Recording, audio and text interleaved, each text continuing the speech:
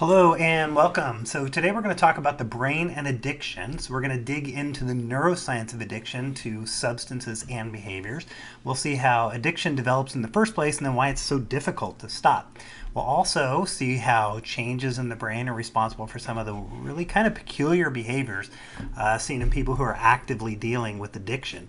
So by that I mean that an addicted person will often behave in ways that go completely against what's best for them, either socially, financially, what's best for their family, their overall well-being. You'll find an addicted person driving to the liquor store to buy alcohol and telling themselves the whole way that this is a really bad idea. So in other words, they do things that seem to make no sense, not just to an outside observer, but to the addicted person that is doing them. They themselves don't recognize their behaviors. So we're going to kind of talk about what might be going on in the brain to do that. So I have here kind of dividing the brain into a conscious and an unconscious brain. So clearly, if we're talking about consciously saying that we shouldn't be doing this, we shouldn't be going to the liquor store, this is not a good thing, and yet we continue to do it, that means that there's a push by this unconscious brain that we aren't aware of. So there's some kind of algorithm or calculation that the unconscious brain is doing that decides that we need to have this behavior, while the conscious brain is saying, no, we don't. And that's pretty precisely what's going on. So people have tried to divide the conscious and the unconscious brain into specific categories. It's pretty easy to characterize the conscious brain. It's the stuff you're thinking about, you're aware of. If you're aware of it, it's conscious, right? So, but we've listed things here like logical thinking, critical thinking, language, short-term memory, but it's whatever you're aware of. The unconscious brain are kind of beliefs, creativity, emotions and feelings, intuition, movement, posture, reflexes, but we can become aware of those too. So when it comes right down to it, the unconscious brain is sort of always working in the background. Okay, so it's monitoring the physical needs of the body, and it notifies the conscious brain in the form of hunger, thirst, cravings. Okay, so if you are sitting around and you're thinking, gee, I want something salty right now, well, it might be because your body itself is saying, okay, well, we need more salt. Or you might be thirsty because the body is saying there's too much salt and we need to dilute it, we need more water.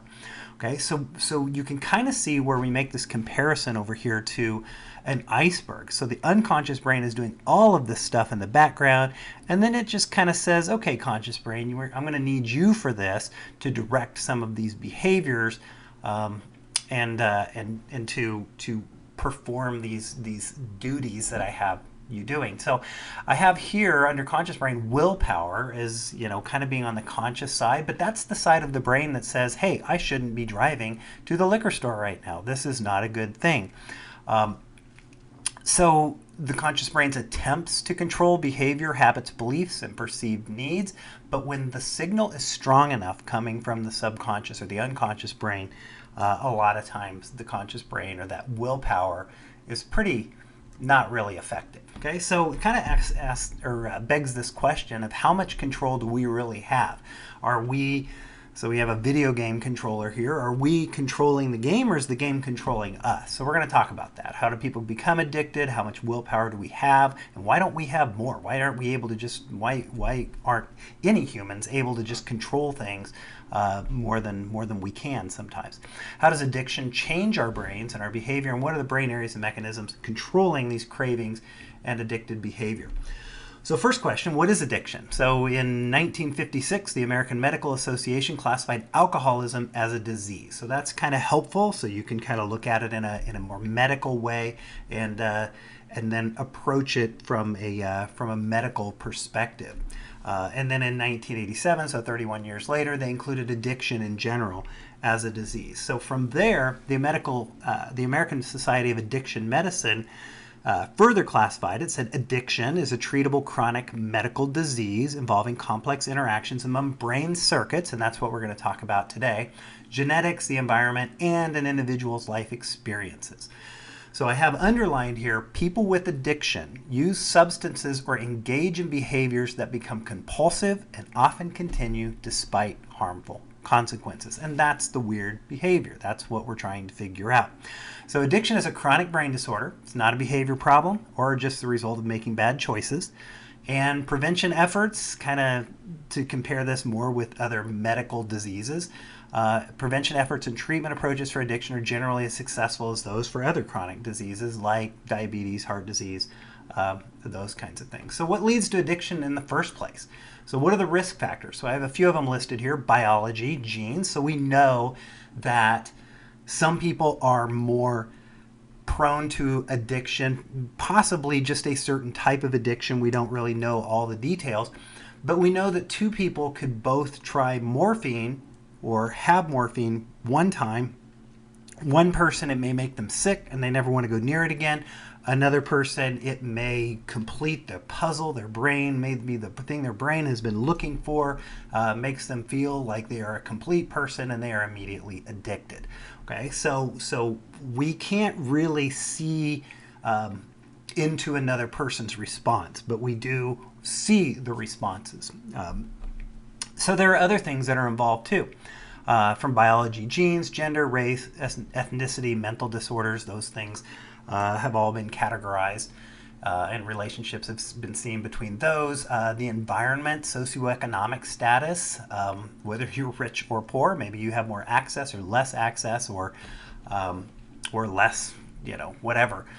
Peer pressure, having friends that are involved in drugs or alcohol or gambling or whatever it is, can push a person into that. Trauma, family involvement, and then the drug or the behavior itself. How available is it? Do you live just up the road from a casino? Are you? Is there alcohol in the house? Do you hang out with people who have access to a lot of drugs? Early use, the type of drug, route of administration. If you're drinking whiskey versus 3-point beer, you're going to have a quicker effect. Same with IV drugs, and that's going to increase the risk of addiction. So ultimately, what we care about right now are brain mechanisms. All of these things will change the brain, and that's what's related to addiction. Okay, so let's talk about the organization of the brain. So our cerebral cortex, that's that outer part of the brain, the wrinkly part of the brain. And that's kind of, it's divided into lobes.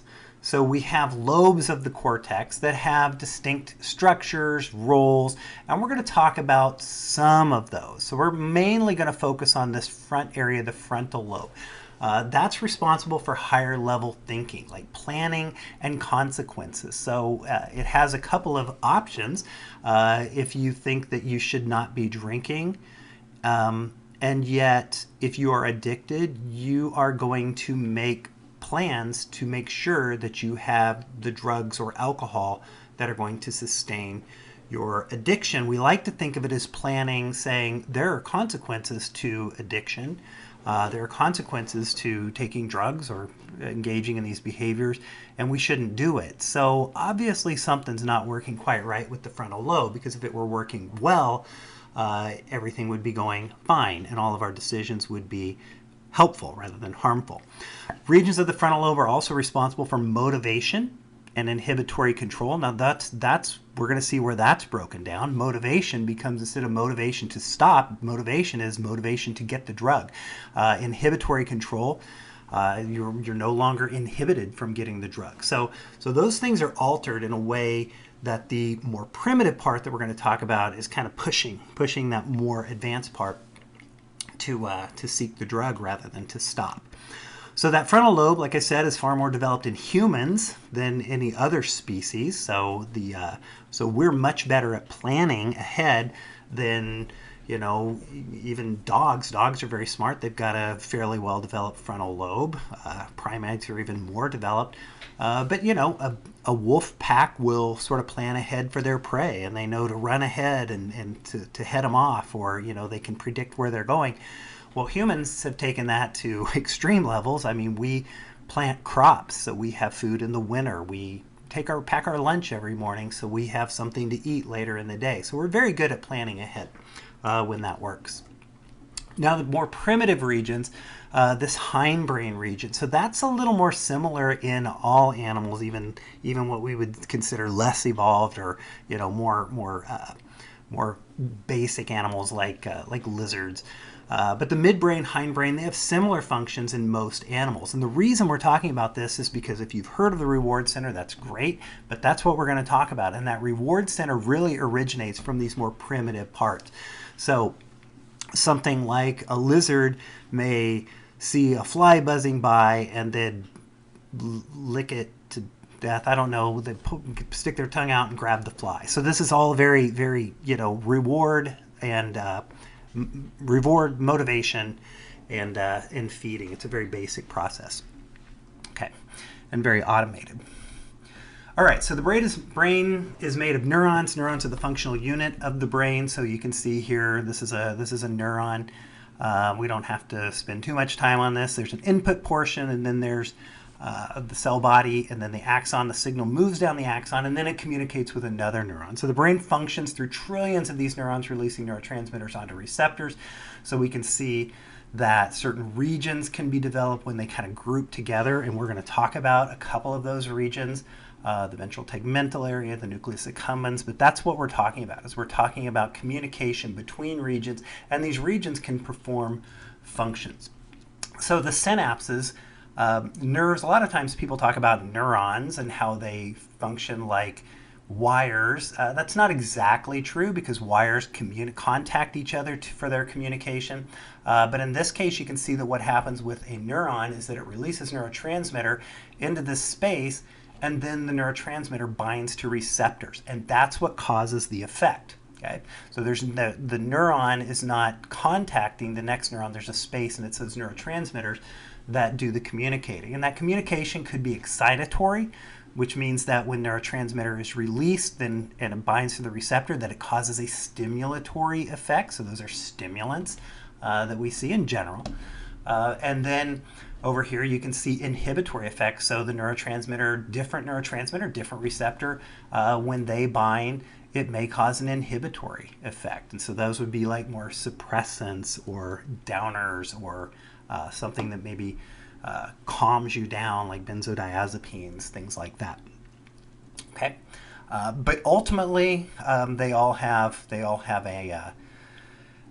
an effect. So drugs are going to have their effect at that synapse, and that's kind of why we're talking about it. So you can see here, when you take a drug, that it could directly bind and activate these receptors. It could cause more of the neurotransmitter to be released. It could reduce how quickly the transmitter leaves, but it's going to, in general, usually increase, but it can also decrease the effect of the neurotransmission. So they bind to these receptors, they cause more to be released, or it could be a combination of all of these things. But the drug has the effect on at the receptor, for the most part, at the synapse. So some examples of neurotransmitters, maybe you've heard of these. Serotonin, often involved in depression and sleep. Opioids, so these are our endogenous opioids, endorphins, you've maybe heard of that. But morphine, fentanyl, those will activate these receptors. Glutamate, GABA, glutamate tends to be excitatory. GABA is inhibitory, again, with the benzodiazepines, the benzos. Acetylcholine, norepinephrine, and dopamine. So dopamine is the one we're mainly going to talk about here because it is involved in reward. So dopamine is directly involved in addiction. So the reward pathway that we're going to look at is that's activated by an increase in dopamine moving to the nucleus accumbens, which is part of that reward region. Okay, so dopamine is also involved in other things, movement, moods, even lactation. All right, so let's talk about the reward pathway. So first of all, it starts with the ventral tegmental area. So the ventral tegmental area kind of sits here in the midbrain, kind of on the top part of the brain stem here. So it's stimulated by new events. And now remember, this is one of those primitive areas. So every creature out there, pretty much every creature out there, has this region. Every creature with the brain. So it has something like this. So information is going to come from the brain, what you see, what you smell, what you hear, and if it's a new event, let's say you're seeing a lion for the first time, and let's say it's not in a cage, that's going to be something you're going to remember. Okay, and that could be aversive, it could be something bad, or it could be something good. So that could be rewarding, it could be aversive. So, but that information goes down there, goes to the VTA, ventral tegmental area, and then it will tell the brain that something important has happened. And if it is a positive response, then it will send a signal over to an area called the nucleus accumbens. Okay, so the information comes in from the brain, and then the VTA will say, "Hey, this is a good thing." So let's say that you, so this is what happens when you try an addictive drug for the first time. It will activate that reward system. Okay, so rewarding events stimulate the nucleus accumbens via dopamine neurons from that VTA, and that's your reward pathway. That's it. Okay, so it's supposed to be for natural events. So that's why we talk about it being primitive. So here's our caveman here. He's out looking for food. He comes across a cheeseburger tree. He's very fortunate, and he's very happy because this is a great find for him. He's going to just be able to pick cheeseburgers off the tree, I guess. And then he's going to have food for, a long time. So he likes this. So he activates, that's going to activate that reward center. He says, I like this, I'm going to remember this. So we're going to get into some other brain regions that help with memory. I feel happier with less stress. So everything is good about this. Okay? So we've got food for a long time. So this is reward, memory, motivation, everything. So he's going to remember this and he's going to return to it. So what's going on with this? So the research studies have shown that dopamine in this reward pathway, ultimately it says this matters and we should do it again. So it prompts the brain to remember the event that led to that release of dopamine. It's necessary for food, water, sex, other natural resources. They did a study in, let's see, the late 90s, these groups did. And they found out that, yeah, when they did this in rats, when you give them access to food, they will have a surge of dopamine in their nucleus accumbens from their VTA. So they're looking at it in the nucleus accumbens, and they see this surge. It goes from 100 to 150 here. And then when a female rat is present, when the female enters the room, I guess, then you see also another surge of dopamine. It goes from whatever 100 to 200, so percent of baseline, when the female is present. So these are things that are necessary for survival and reproduction. And so this brain region is useful, and that's what it's for. It's for survival, and survival is kind of a key word here. Because the problem is that addictive substances often produce a larger signal than the natural things that directs the brain to give a value greater than these natural substances. So when you take amphetamine, you can see here amphetamine, nicotine, cocaine, morphine, these are the dopamine responses in that nucleus accumbens, in that reward pathway. And you can see that with amphetamine, it's just crazy how high it is. It's up 1,000% of baseline. Cocaine is also elevated, and all of these are really elevated as much or more than food and sex, which are related to survival. So the dopamine release from addictive substances and behaviors gets the brain's attention more than most natural substances and behaviors do. Okay, so this is a problem.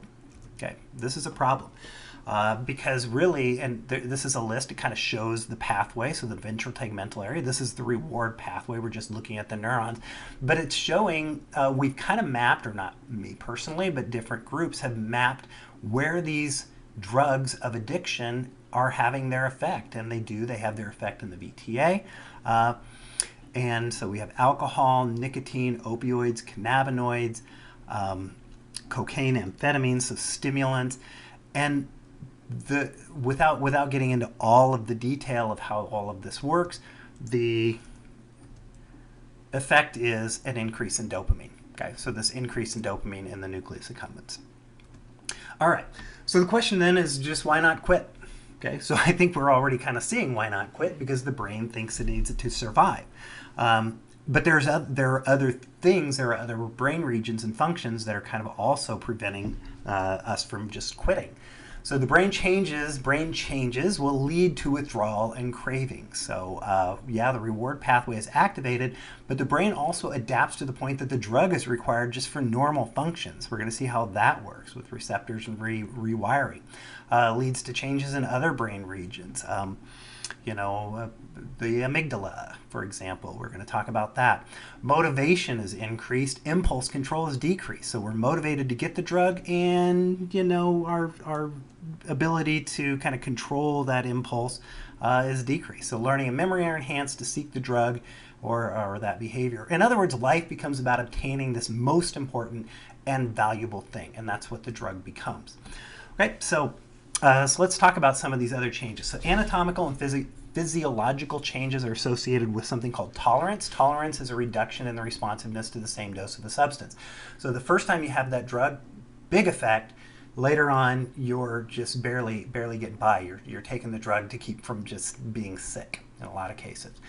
So what does that mean? Reduction in responsiveness to the same dose. Neuroplasticity.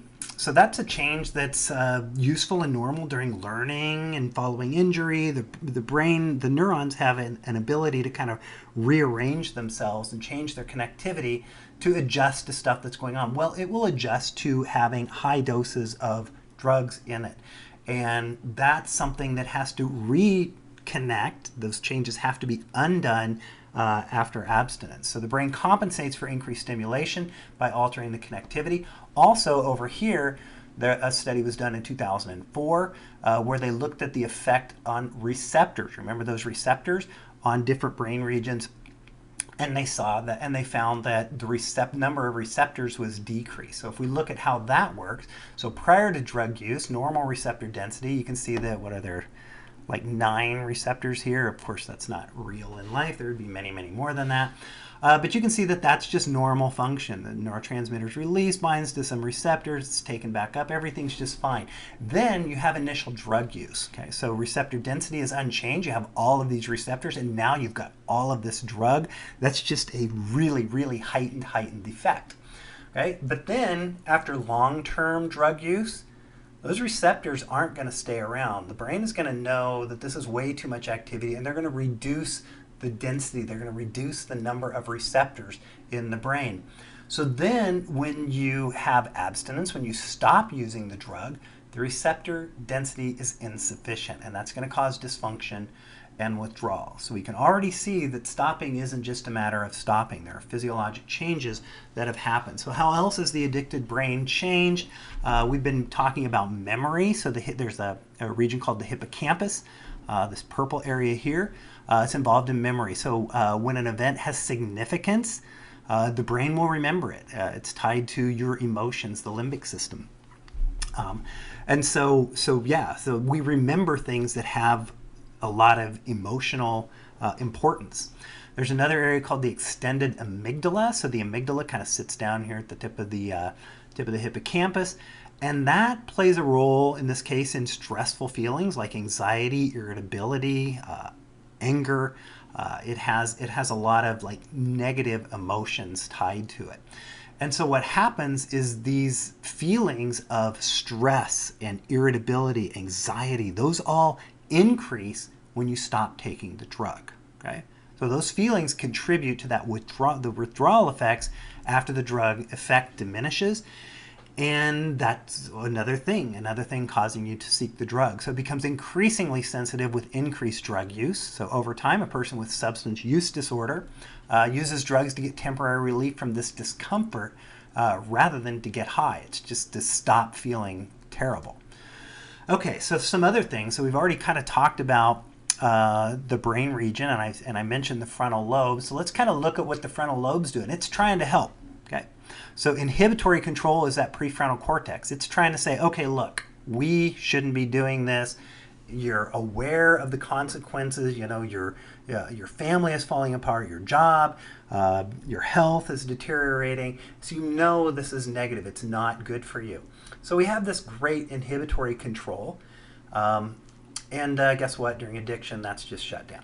Okay, so the reward pathway down here is saying, no, this is really, really good. We need this. It's important. So it's going to decrease this inhibitory control. And kind of along with that, it's going to increase the motivation and drive to get the drug or to engage in the behavior or to get to drink, whatever it is. So we've got an increased motivation and drive, decreased inhibitory control. Okay. Also, we have something called future risk assessment, or just risk assessment. I like to call it addiction logic. Okay. Addiction logic means that we overvalue what the drug is going to do for us, overestimate the probability that things are going to work out, it's going to be fine, and undervalue the consequences and that they will happen. So the drug or whatever it is, it's going to be great. If you're gambling, you're going to win so big this time. And yeah, you know, the money will deal with that. It's all going to work out because, you know, you're going to be rich after this. So when something is high value, which the reward center has determined that it is, the brain is going to take more risks to get it. It's going to ignore some of these consequences, and it's really going to look at the prize. So when I think of risk assessments, one analogy I like to use is a car coming down the road, and there's a little squirrel there. And I like squirrels. But my question is, am I going to rush into the road to save the squirrel? Outcome, I saved the squirrel. Consequences, I could die. Okay, so, you know, probably not worth it. Not worth it for a squirrel. Now, maybe if I raise that squirrel from birth, I might have more attachment to it, which this is my daughter whom I raised from birth. She's much older now. But here she is in the middle of the road. So now I'm doing a risk assessment. I'm thinking outcome, I could save my child's life, who I have placed value on. My brain has placed value on, and my consequences are the same. I could die, but it's probably worth it in this case because I have put value into it. Now, you're an alcoholic, you have run out of liquor, you see a car coming towards a bottle of Jack Daniels, and you're thinking, I could really use that right now. Are you going to take extra risks? Are you overvaluing that? Are you going to decrease that? You're probably not going to die. It's probably going to be fine. And that's the question. And that's what we oftentimes see. Oh, I put this in here to show you that I'm not a monster. I didn't put my daughter in the middle of a road for a picture opportunity. She was actually on a train track, and I just pulled it from there.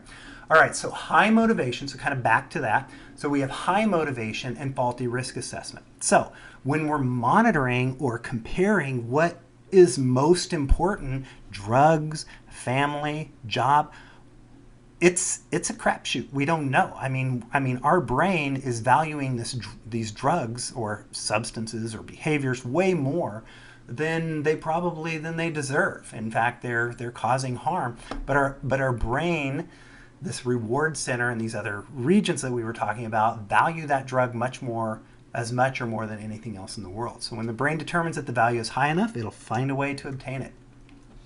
So I put this here. It's the relapse cycle. It actually kind of summarizes everything we just talked about. So we have this initial activity, use, consumption. So risk factors, so biology, environment, drug behavior. This is when we first use the drug, that VTA to nucleus accumbens. That's the reward center. So we have this reward pathway. So we have this reward, dopamine reward, increased value. And so that's going to cause us to repeat the behavior, misuse, and abuse. Okay? So then we kind of figure out that this isn't working out well, so we'd say, okay, we're going to quit, because I can quit any time, right? So you're going to quit, so abstinence. So you decrease, but then along with abstinence, after abstinence, we talked about how you decrease the receptor response, increased amygdala, you're starting to feel not right, anxiety, tension.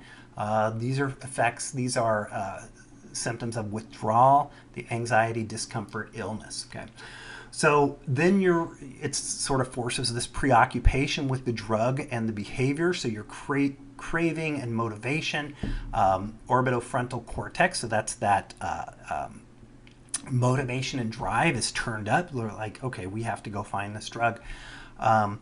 The hippocampus, reward pathway, other regions. So the hippocampus, we remember where it is. It's, we're very, very aware of all the phone numbers everywhere we need to go to get it.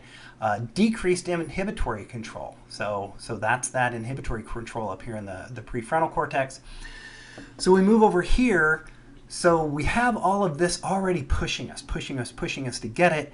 And then something else happens. Let's say money problems, family, job problems, negative peer groups, other people are like, hey, come on, it'll be fine.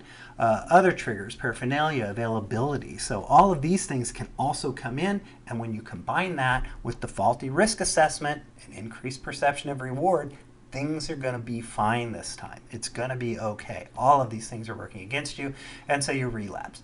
And then after relapse, you have this detrimental outcome, worsening family problems or intervention, arrest, homelessness, hospitalization, job loss. So then we're back again, and then it's like, okay, that didn't work out. So we're back into abstinence or treatment. Okay, and I guess the way to get out of that is, nobody knows the secret. Actually, we do know the secret. It's to increase the positive outcomes of the abstinence. We surround ourselves with people. We join 12-step programs, other types of long-term recovery programs. I give a talk for at the Recovery Cafe. Replace those cravings and the relapse with peer support, positive reinforcement for abstinence. Things like, a lot of people use faith and something that increases the positivity. Remind ourselves or have others remind us of the negative parts of it. Okay, so we're playing the game that the brain's playing. It's saying positive reward, negative consequence, and so just kind of keep feeding that information to it. Okay, so and ultimately everybody quits. So we're looking for sustained recovery. Hopefully you don't quit before you're sick and die. Okay, that's not a good way to quit. But sustained recovery seems to be a learning mechanism to deal with relapse triggers, recognizing patterns of withdrawal and cravings, knowing that it's coming, and having a plan to kind of overcome it. And this relapse, and maybe an unfortunate way the brain learns that the reward is more of a deterrence and no longer worth the risk. When you keep getting slapped down, maybe eventually you get the message anyway. So that's kind of what addicts are struggling with. I hope you learned something.